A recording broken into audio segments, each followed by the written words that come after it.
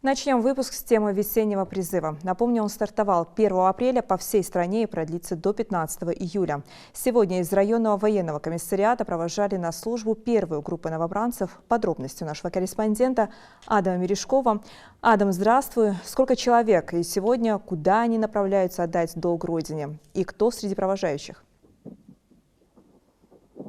Добрый день, Хава. Сегодня со сборного пункта военного комиссариата республики отдать свой воинский долг отправились 25 призывников.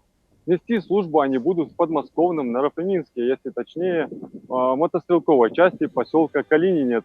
Это сухопутные войска. В основном они будут задействованы на стрельбище, но это после того, как они пройдут курс молодого бойца. Напомню, что это первая отправка призывников в рамках весеннего призыва. Следующая состоится 23 апреля. Всего вооруженные силы страны пополнят 230 новобранцев. Сегодня на сборном пункте провожали новобранцев родственники. Как всегда, это эмоции и добрые пожелания в дорогу. Музыкальные и танцевальные номера исполнили артисты. Среди провожающих сегодня был и председатель правительства Ингушетии Владимир Сластенин.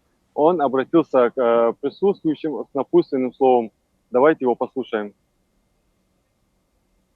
Я хочу поздравить вас всех от имени главы республики Калиматова Махмуда Али Машариповича, пожалуй, самым замечательным днем в вашей жизни.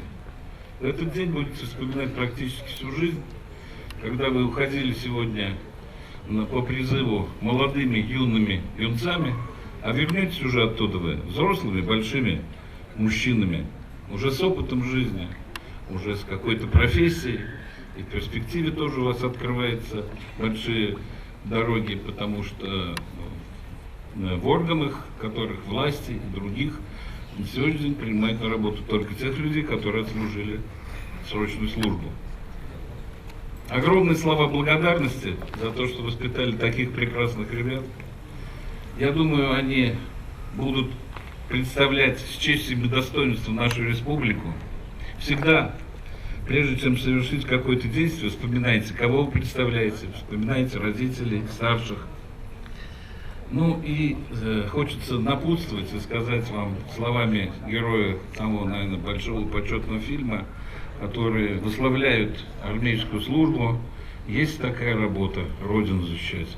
Успехов вам, берегите себя и возвращайтесь.